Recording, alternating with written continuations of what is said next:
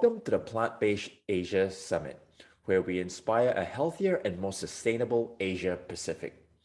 I'm Luke, your co-host, and I'm excited to introduce to you the next speaker, Ocean Robbins. Ocean is the author of the 31-Day Food Revolution, Heal Your Body, Feel Great, and Transform Your World. He's the CEO and co-founder of the 500,000 plus member Food Revolution Network. He served as the adjunct professor for Chapman University, and he's received numerous awards, including the National Jefferson Award for Outstanding Public Service and the Freedom's Flame Award. Welcome, Ocean, and thank you very, very much for being on the summit. Absolutely. I'm thrilled to be with you. Thanks for having me. Thank you. Maybe to open up this conversation, I'd just love to get your take on global events in the past 2 years, particularly. It has been quite tough for many people, especially Yes. how we're interacting with each other, how we are living, and also the environment as well. Maybe I'd love to get your take on it. Thank you for asking. Well, so first of all, we're living in challenging times. There's no question about it. And um, I'm always interested in solutions. I'm always interested in what we can do. I think we have a tendency to spend a little bit too much time focusing on what's wrong out there and not as much time focusing on what we can do. How can we be a part of the solution? And so I'm always interested in positive action and positive steps. To me, hope is not so much of a verb as a noun. Excuse me, it's not so much of a noun as a verb. So it's not something you consume or feel by analyzing the data and believing things are going to get better. Hope is about action. It's about doing something positive. It's about being a part of the solution. And I am co-founder and CEO of Food Revolution Network. And our mission is healthy, ethical, and sustainable food for all. What I find is that food is one of those places where we all have immense power. We can be a part of the solution on planet Earth. We can make food choices that will contribute to reversing climate change, that will contribute to future generations having water and soil and healthy air and a healthy environment. We can make food choices that will also build a healthier body for ourselves. And to me, that is incredibly empowering, that we get the opportunity every single day to essentially vote with our own knives and forks for the health we want and for the world we want. So that's where I love to focus. And it's a place where I'm seeing tremendous hope in action in terms of what people are doing. Just a few years ago, the number of people who identified with being vegan was almost non-existent in my country, in the United States. Many other places around the world, it was very rare. But now it's becoming more common and people are promoting plant-based alternatives.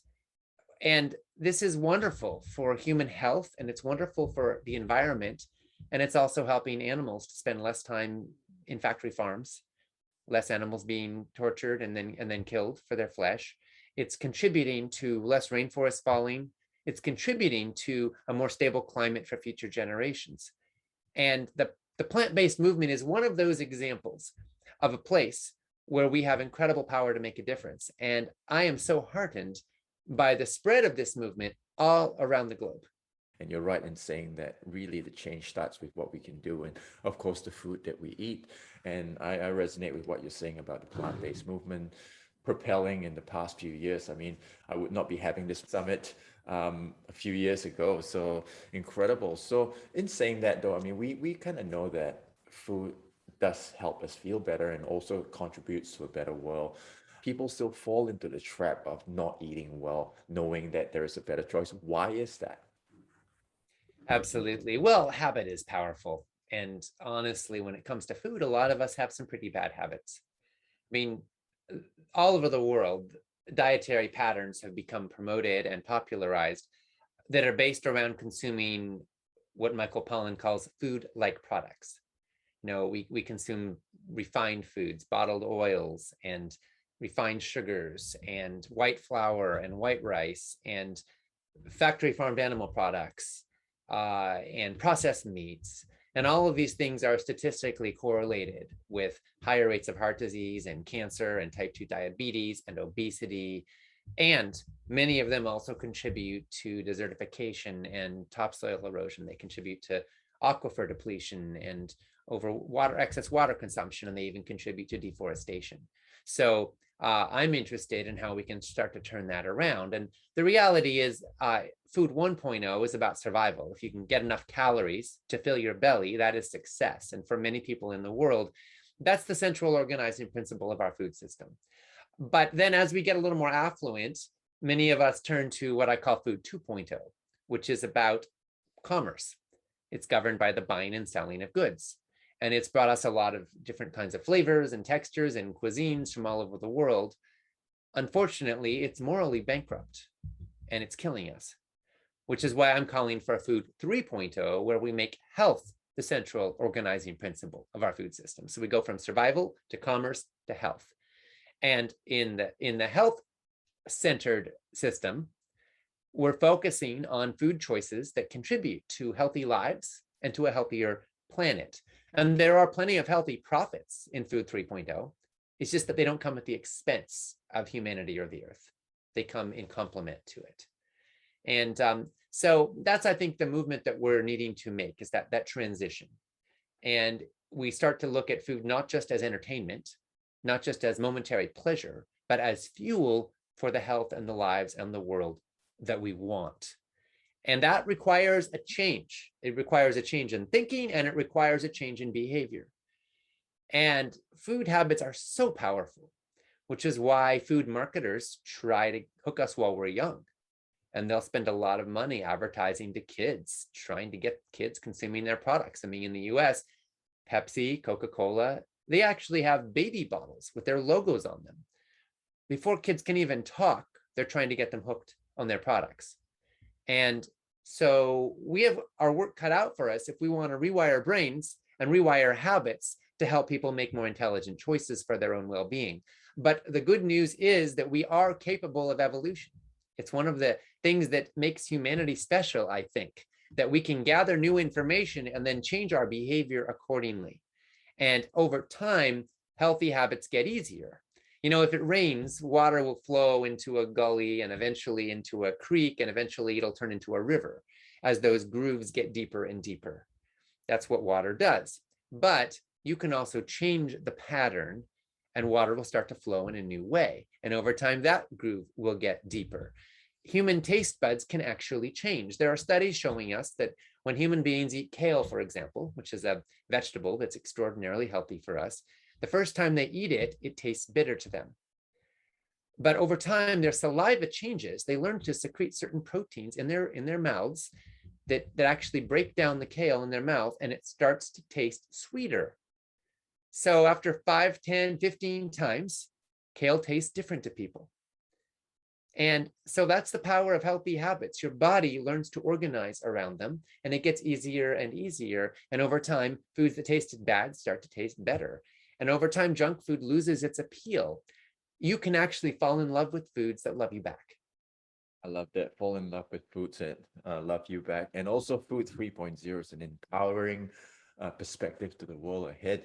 And having that in mind, Food 3.0, I think, at least I feel like we were on the right trajectory, at least in the past couple of years ago, until, COVID-19 happened and everyone was in lockdown and everything is not really moving.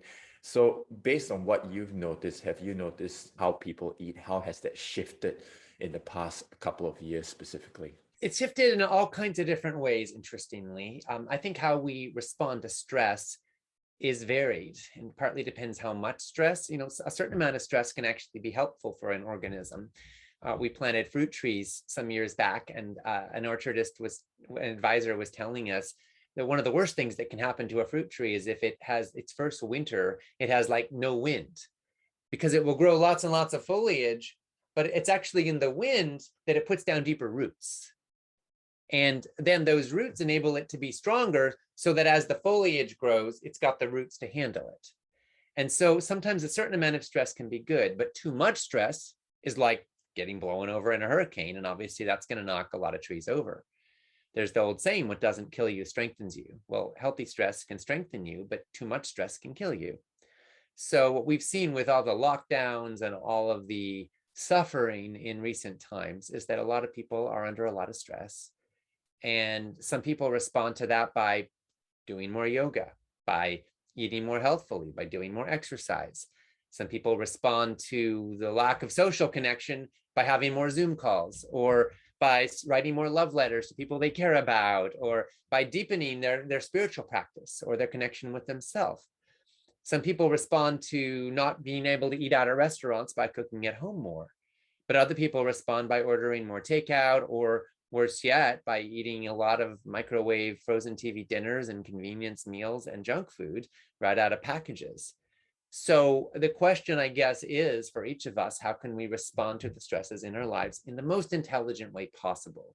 It's not going to make the stress go away, but there's always a best that you can do. And I see people making all kinds of different choices. So in the US, we have what we call the quarantine 15, where after lockdowns, a lot of people gained a bunch of weight because they just stayed at home, stress eating all day long. But we also have a lot of people who took up hiking and running and got their own home weight gyms. And, we have a lot of people who went plant-based. In the United States in 2020, meat consumption went down by 12% in the United States, 12% in 1 year.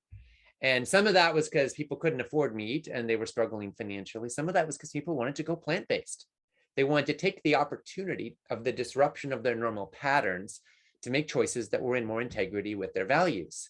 And so to me, how you respond to stress, my heart goes out to you, whatever stresses you're dealing with. And I also want to say that I want to be a stand for you to make the wisest and healthiest possible choices in response to the stresses you face. And I do think that there's a glimmer of hope in human beings starting to make some of these choices. I mean, I was recently speaking with the CEO of Nestle, and he was sharing with me that he thinks that in the next, they're the largest food company in the world, by the way. He said that he thinks in the next few years, the industrialized meat industry is going to drop by 10 to 30% and be taken over by plant-based alternatives. So we're seeing major food brands that are recognizing that plant-based protein sources and plant-based meat substitutes, if you will, are fast eclipsing the animal-based ones. And it's arguable whether or not those are really healthy for the human body. They may or may not be a lot healthier than meat, but I can tell you they're better for the planet. I can tell you they're better for animals. And they can be a doorway towards making choices that move us in a healthier direction. With the 31-day food revolution book, you talked about the 4 parts, which is detox, nourish, gather, transform. And I think this is a great time to focus on the solutions in detoxing, particularly at least the first part. So I'd like to focus maybe to start with, I'm based in Asia, and Asia is ubiquitous with plastic. And we look at with places like Indonesia and Thailand, they just use plastic water bottles because you can't really get clean water bottles, clean water from the tap. So with that in mind, is plastic one of the main pollutants in our food system, or is there more? Plastic is one of the worst. And I have huge empathy for all the people who are struggling with not having access to clean water. That's critically important. You don't want to poison yourself with bacteria that are pathogenic or toxins that are pathogenic. If at all possible, to get a water filter that actually makes the water safe for human consumption, that's a lot better than depending on bottled water. If you must depend on bottled water, using 5-gallon jugs that are reusable is vastly better, ideally glass, than storing water in plastic. When water is stored in plastic, some of the toxins that are in that plastic can leach into the water, particularly if it's exposed to sunlight. And plastic water bottles often are. They're out and about, and we put it out and get some little sunshine, or even just excessive heat can cause some of the toxins to leach into the water. And those toxins can be endocrine disruptors. They can cause hormone imbalances. They may be linked to cancer. So from a human health perspective, plastic is very concerning. From an environmental perspective, it's devastating. We humans are putting so much plastic into the oceans that some people fear that by 2050, if we continue on our current course, there will be more plastic than fish in the oceans of the world. And unfortunately, they're not always separate. The fish often eat plastic, and pretty much all of the fish in our oceans today have some amount of microplastics in their body, plastics that have broken down. They don't actually biodegrade, but they break down to little tiny bits in the water. Fish breathe them in, they consume them through other fish that they eat, winds up in their bodies, can cause problems for the fish, but it's also in the fish that humans eat when humans are eating fish. And this problem is only going to worsen as we put more and more and more plastic into our water. So mining it, pulling it out, learning how to recycle plastic is critically important. We have to develop far more innovative technologies around plastic recycling and create economic incentives for that. But we've also got to stop producing it and throwing stuff in there in the first place. And so it's critical to move away from plastic in every way that we can. If you buy food products that are in plastic wrappers or plastic packages, think about it. What is that plastic doing to your food? And what is it doing to your planet when you dispose of it? There is no away. There's just somewhere else. It goes to somebody else's problem, somebody else's backyard. Ultimately, it goes into our collective ecosystems. And we all pay the price with plastic on our beaches, plastic in our fish, plastic in our bodies, plastic in our oceans. And, it's a contaminant. So I'm a big fan of trying to get away from plastic in every way possible. In our own home, we have food storage containers. We use glass with plastic snap-on lids. When I'm going out on, for a day trip, I use metal tiffins with, that are with a snap-on, like they're like made out of aluminum, and they have a snap-on lid and a silicone seal. So there's some made out of Korea that are very good for this. We try to not use plastic hardly at all. Occasionally we're shopping at the store and we need to use plastic bags to put foods in, but as much as possible, we'll go with paper. We have our own silicone bags that are reusable, that can actually go in the dishwasher, and they function very much the same as plastic, but they don't wear out and they last kind of forever. So if you can start to think about ways to bring down or dramatically perhaps your plastic use, you're doing a good turn for your health and for your planet. That said, you asked if plastic was the only contaminant in the food system. No, absolutely not. We've got to worry about pesticides that are sprayed on our foods, which is why going organic is a good step, or growing your own if you can. We've got to worry about hormones and antibiotics in the meat system in particular. For those who do eat meat, eating organic and pasture raised is a big step forward. But from an environmental standpoint and from an ethical standpoint, you're probably better off steering clear altogether of the animal products. And then, we have to obviously be concerned about all the additives in the food system. We have so many chemicals and added sugars and various compounds that are put in food. Most of them have never been tested for their long-term health safety in human beings. In my country, the US, we have what's called generally recognized as safe, which basically means that food industry representatives have discussed it and determined that they think it's probably safe. And that's as far as it goes. No study, no long-term testing, no long-term analysis. And we know that some of these products aren't, because what we know is that very large numbers of people are sick, more than ever, in fact, with all kinds of chronic diseases. We know that in our country, we spend almost 20% of our gross domestic product on medical care, or, we call it healthcare, but really it's disease symptom management. More than half of that is going to treat chronic illnesses that are caused by diet and lifestyle. That's it's trillions of dollars every year. And worldwide, the numbers are a little bit different in every country, but the pattern is similar. Obesity, heart disease, cancer, type 2 diabetes, Alzheimer's, autoimmune conditions. These are all fueled by what we eat and how we live. And the central biggest cornerstone of that is diet. So when you move towards more real, whole plant foods, you can say no to all of that, and you can step into a healthier life and a healthier future. If a person's listening right now and says, okay, I get it, what is the next best step for them to start detoxifying these chemicals from their body?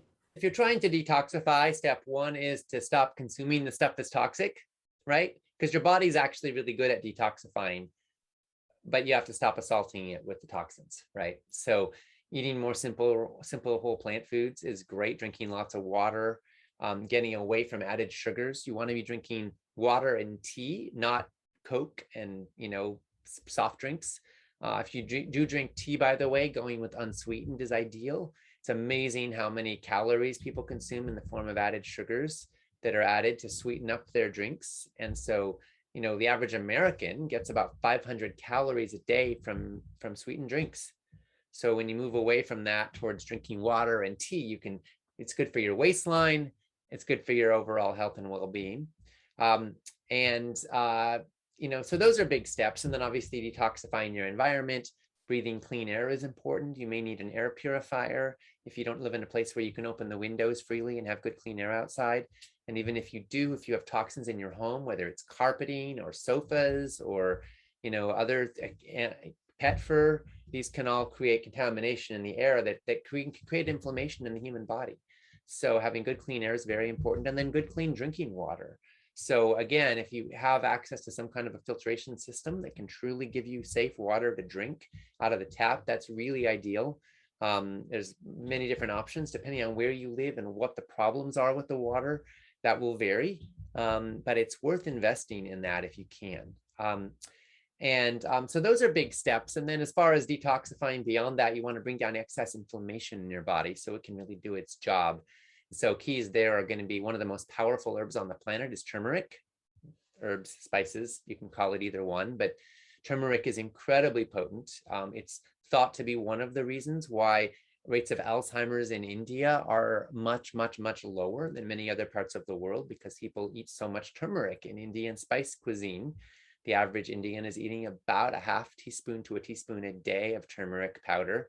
You do need to consume it with a bit of black pepper or some fat in order to be able to make it bioavailable. But turmeric is incredibly powerful in terms of bringing down inflammation in the human body. So is ginger. Omega-3 fatty acids are very helpful. And then you want to get lots of vegetables, lots and lots of vegetables. And you want to bring down the inflammation causing foods. Omega-6 rich oils are particularly inflammatory. So we're talking about sunflower oil, safflower oil, corn oil, even canola and soybean oil are pretty high in omega-6s. So you want to move towards the monounsaturated fats if you're going to consume oil, which are things like avocado oil and olive oil, or else move towards omega-3 rich oils such as flaxseed oil. These are some of the healthiest oils for the human body. Or you can move away from oils altogether and focus on eating real whole foods. Just looking at the rates of Alzheimer's around the world, it's skyrocketing, and also, I mean, right now with what's been happening in the past 2 years, rise of mental health issues, the lack of social connection, and this also makes me think of an article that I read the other day, and thinking of autism as well. And where autism is concerned, there is a significant rise, a 200% rise in the past few years. Is what we're eating or the lifestyle that we're living contributing to the rise of Alzheimer's and even autism as well? Yes, there's no doubt that what we're eating and how we're living is impacting every aspect of our brain health, because it's all so connected. We have a lot of data on Alzheimer's showing that the vast majority of cases of Alzheimer's can be prevented with diet and lifestyle changes. Up to 90% of all Alzheimer's is linked to diet and lifestyle, not genetics.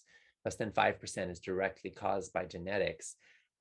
Genetics can sort of load the gun, if you will, but diet and lifestyle pull the trigger. In other words, genetics can set you up to have more risk, but it's diet and lifestyle that will determine whether or not that is activated, because epigenetics shows us that how your genetics express themselves is directly impacted by what you eat and how you live.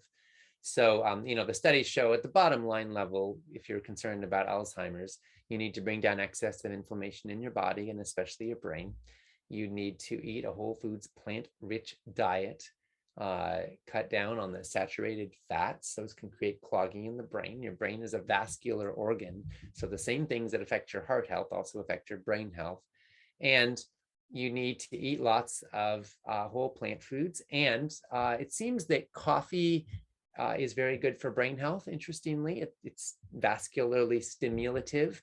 And studies show us that people have dramatically lower rates of Alzheimer's when they drink coffee or green tea, or both, on a regular basis. So not everyone tolerates coffee well. There's all that caffeine in it. And by the way, you can get most of the benefits with decaffeinated coffee as well. Super high in antioxidants and anti-inflammatories, but it seems that the regular coffee is the most powerful. Then you want to exercise. And it seems that walking is very powerful. People who take a brisk walk for 20 minutes a day can reduce their risk of Alzheimer's by up to 40%.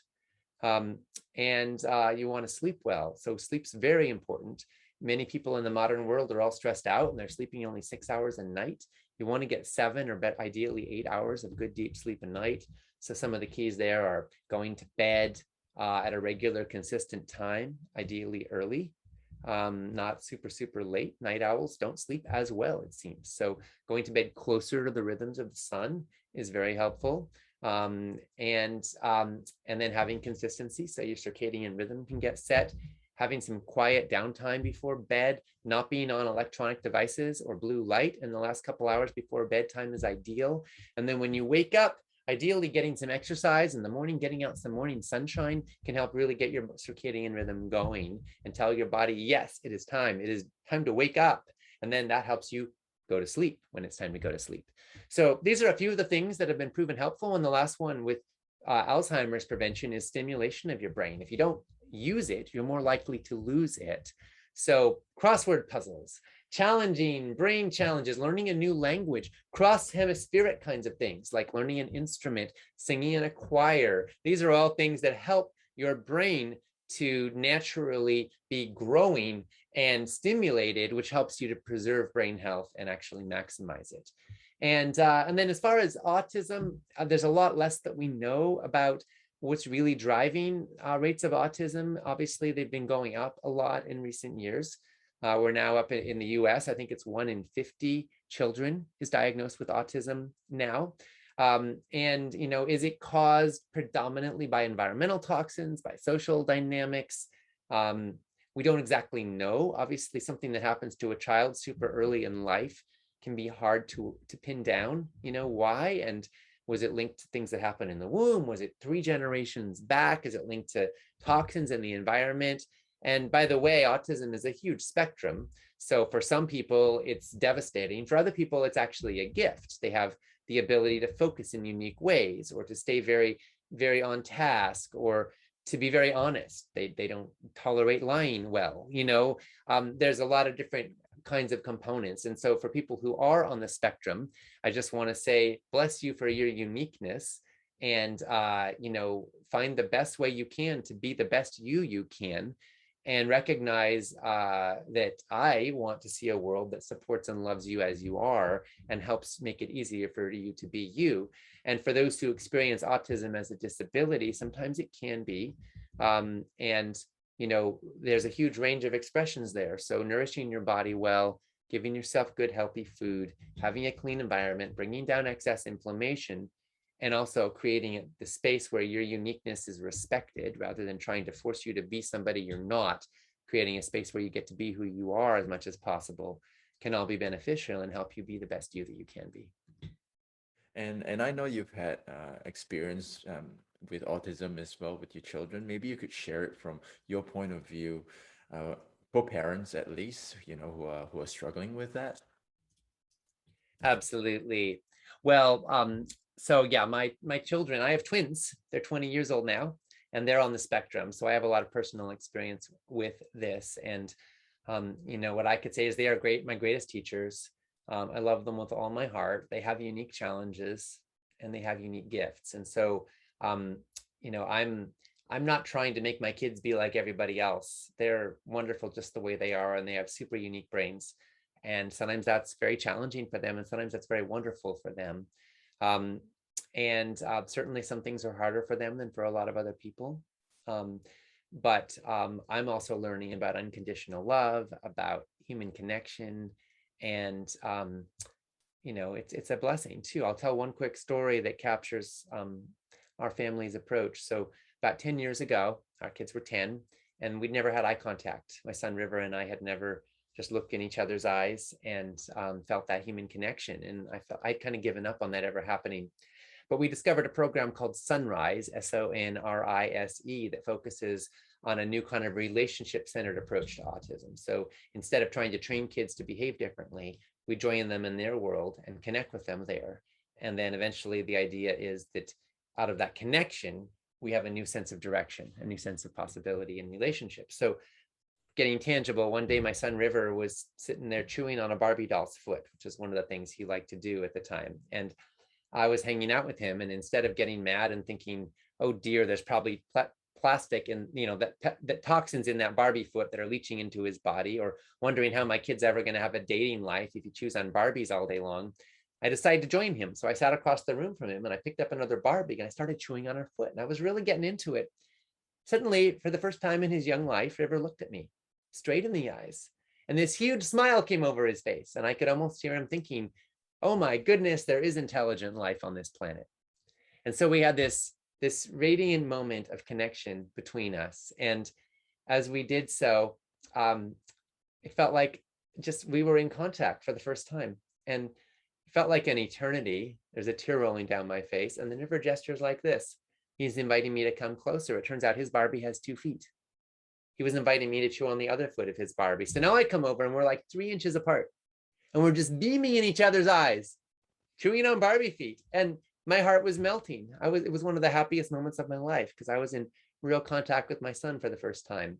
And it didn't matter that we were chewing on Barbie feet. The connection could have been fueled by anything. The point was that we were in contact and we were in a space of love and connection. And that's been repeated one way or the other so many times since then, where when I drop trying to drag him into my world and I really join him, we have contact. And the point isn't the thing we're doing. The point is that we're doing it together.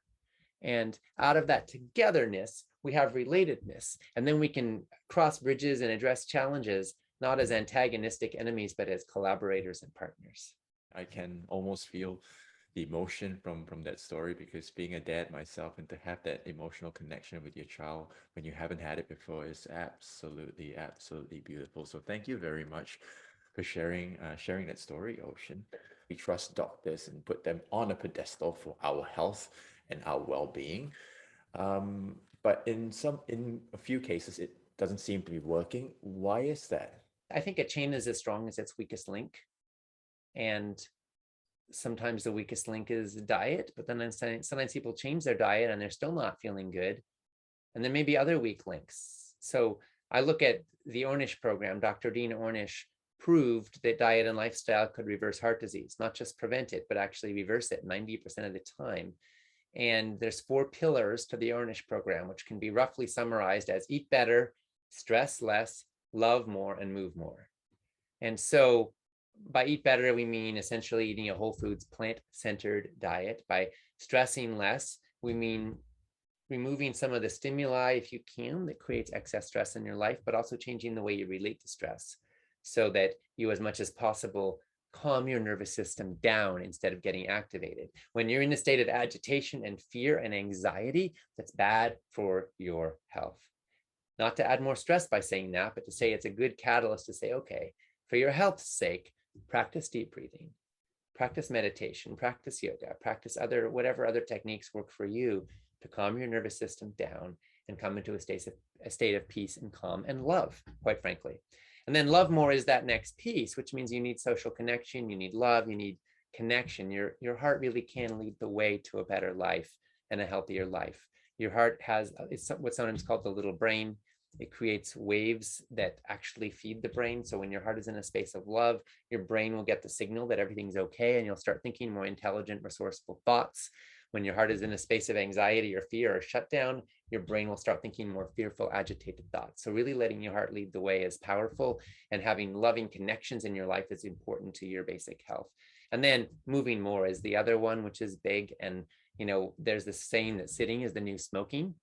And in many ways, it's true. In the modern world, many of us spend so many hours a day seated, butts in chairs, and that's not good for your health. It's not good for your circulation. It's not good for your nervous system. So even if every hour you can get up for 5 minutes and dance around, put on a little music, move, go for a walk in the middle of the day for even 20 minutes, it can radically change your health outcomes. So eat better, stress less, love more, move more. These are powerful pillars. And the thing is, you need all of them. So you could be doing great on 2 or 3 of those, but if you're living in a constant stress and anxiety, you're still not going to fare well, most likely. So of course you're better off than if you did bad on all 4. But at the end of the day, if you really want to be healthy, you need to address all of those in concert, and that can really create the conditions for thriving. And I want to go into, organic versus not organic, because for example, in Singapore, we don't really have, we do have organic food, but it's a lot pricier, and a lot of the organic food is flown from Australia, New Zealand, Yeah, and the yeah. West. So what's the next best thing? Because some people who may be living, are worrying about, okay, the pesticide, I can't have this conventionally grown produce because it's pesticides. What would you say to these people and who are just worried about eating Well, conventionally grown vegetables? I mean, there's two things. First of all, it is a real concern. There are a lot of pesticides that are sprayed on our foods today that are not healthy for human beings and other life forms. That said, don't make the perfect into the enemy of the good. There are a lot of studies showing that, for example, people who eat vegetables live longer and have lower rates of disease. And most of the vegetables in those studies were not grown organically. So there's a lot of data to say that it's better to eat whole foods, even if they're conventionally grown, than to eat processed foods that are organic. If you're choosing between an organic donut and non-organic spinach, go for the spinach. But if you can move in an organic direction with even some of your foods, it will be better for you and for the planet. And the part of the danger with pesticides isn't just consumers, it's also the farm workers and the environment, the water, the soil, and how all of that plays out. We're killing our honeybee populations and our bee populations with some of the poisons that we spray in our fields. We're killing monarch butterflies. We're poisoning our water systems. And of course, farm workers who are more likely to die of cancer when they work in pesticide contaminated conditions in fields. So if you can move in an organic direction, you'll be helping to shift all of that. And that's a good deed for your health and for your world. But again, do what you can and don't stress about what you can't do. There's the serenity prayer. Give me the courage to change the things I can, the serenity to accept the things I can't, and the wisdom to know the difference. And so we want the wisdom to know the difference here. If you can't afford organic food or don't have access to it, don't stress. That's a time for serenity. Accept what you can't change and eat good, healthy food anyway. And if you can afford it and you do have access to it, then realize it could be an investment. Some people think of it that they aren't just trying to save money on food, but they're actually looking at food as a chance to invest in their medical budget, their healthcare, and their philanthropy, as well as their food. If you combine all of that and you say, okay, with my food choices, I'm going to advocate for a healthier world, and I'm going to reduce my healthcare expenditure costs or spend less time in the hospital, even if you have free medical care in your country, spend less time in the hospital or in doctor's offices and more time loving my life. Those are big steps you can take. And sometimes eating healthier can be an investment that's very worth making. So it can be worth spending a little extra, which it usually costs to go organic. But again, if you can't, don't worry about it. Eat good, healthy food and love your life. You mentioned fruits and veggies, but are there any specific ones that you would say are something that people should think about more? Particularly green leafy vegetables, cruciferous vegetables, so cabbage, kale, onions, but also mushrooms are amazing. And then you do really well with legumes. There are many different kinds of legumes, lentils and beans of all kinds. These should be a really basis part of your diet, is the legumes, and then whole grains. So you can do quinoa and amaranth and buckwheat and millet and whole wheat potentially for those who are not gluten intolerant. And then you can do rice, brown rice in particular. These can all have great benefit to human health. And then fruits are wonderful. It's really amazing how healthy fruit can be. And amazingly, it doesn't even seem to fuel diabetes, even though it's high in sugar. And this is because there's so much fiber in fruit. Now, fruit juice is another story. I don't recommend fruit juice because what you've done essentially then is all that pulp that's separated from the juice is where a lot of the fiber lies. And when you separate out the fiber, you lose a lot of the benefits and goodness of the fruit. And it will digest into your blood sugar much faster, and it can cause all sorts of problems and wind up being stored in the liver and causing fatty liver. So that's a form of added sugar essentially. But whole fruit, apples and mangoes and bananas and pears and papayas and pineapples and all of the fruits of the world can be so wonderful, delicious, and healthy. And probably the superstars in the fruit world are berries. So if you can access, blueberries, blackberries, raspberries, any other kind of berries, those are incredibly healthy. They're really good for your brain. There have been studies showing that people who eat blueberries regularly had a couple of years of healthy brain function. People who eat greens, leafy greens regularly, like every day, had 11 years of healthy brain function. So if you're worried about Alzheimer's, just those two things, blueberries and leafy greens, could add potentially 12, 13 years of healthy brain function to your life if you eat those regularly. Oh, that's amazing. I've got those both in my green smoothie. So extra decade or so coming my way. So amazing. Thank you for sharing that, Ocean.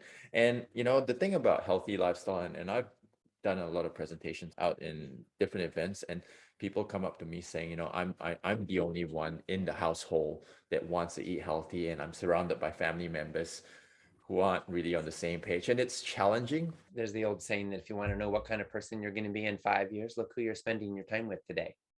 So getting yourself support is important. It's very hard to make change all by yourself. Some of us can do it, but many of us fall back into old habits if we don't have support and resources around us. So there's two ways to do that. One is to convert your friends. The other is to get some new friends. So ultimately, you can try to see if people will join you in your path of healthier living and healthier eating. And often you'll find some people who will, or maybe you already have some friends who are leading the way for you in terms of this direction. But you can also find it as a doorway. So you can build social connection with people and let healthy lifestyle be a bridge, whether it's people who work out at the gym or go in a walking club or a running club or share potluck meals or connect around these things. There are lots of ways to find kindred spirits who will lift you up when you start to fall, who will give you tips and pointers, who will give you accountability, and who will also be inspired by your example. Ultimately, though, don't see yourself as an isolated individual. Recognize you're part of a community, and you want a community that will help you do the right thing. And I guess in summary as well, I mean, in a world of doom and gloom, is there any final words of wisdom for you to share with people out there who might just not be feeling the best mentally and emotionally and even physically, wanting to get out of that mindset to live better lives and create a better world? Absolutely. Well, what I would say is that if you're hurting right now and if you're struggling right now, then I want you to know that hope is real and a better life is possible. And it starts with the choices you make. Putting one foot in front of the other can get you to a new place. But here's the thing, you can change direction on a path very quickly, but it's the steps you take in that new direction that get you to a new place. So right now may be a moment to change direction, to pivot, to say, okay, with this information, I want to do something constructive and positive that may be different than what I've done up to this point. But you also need to resolve to keep going, because it isn't just a one quick fix and you're done. It's about a whole new way of living. And your cells, your cardiovascular system, your brain, your body, even your emotions will be powerfully influenced by those choices day in and day out. So it's time. If you haven't eaten well or lived the most healthfully up to this point, you may have the most to gain with making a change. And you may be eating better and living more healthfully than most of the people around you, but I've got news for you. The status quo is a recipe for suffering. So you can be doing better than most and still have a long way to go. The question isn't how do you compare to the people around you? The question is, how do you compare to your own values and your own highest well-being? And if there are more steps you can take on that path, and from wherever you are, with all love and all respect, I invite you to move forward. Don't make the perfect into the enemy of the good. Don't beat yourself up if you don't do it all right. Just keep looking at where you want to go. Keep holding your vision of what's possible, and then keep stepping into it. One day, one bite, one exercise, one loving connection at a time. Resolve to keep going. Thank you very much for sharing with us all that we've shared today, Ocean. I really appreciate it. My pleasure and my privilege. Thank you so much for having me. And I know this is reaching people across Asia, and it may seem odd to have somebody from the United States speaking here. And I just want to thank you all who are watching right now for your time and your attention and your interest. And hopefully some of what I've shared today is of value, even though I come from my country's perspective. I think that we're in an increasingly global economy, and all of the studies on human health and well-being affect all of us. They're not just limited to one ethnicity or one region. We're all essentially in the same boat, and we all have a stake in the choices that we make. So I thank you for all the choices that you make to help build a healthier world. My kids' future is healthier because of it. And I thank you for your leadership and your example, because one step and one bite at a time, we're changing the world together.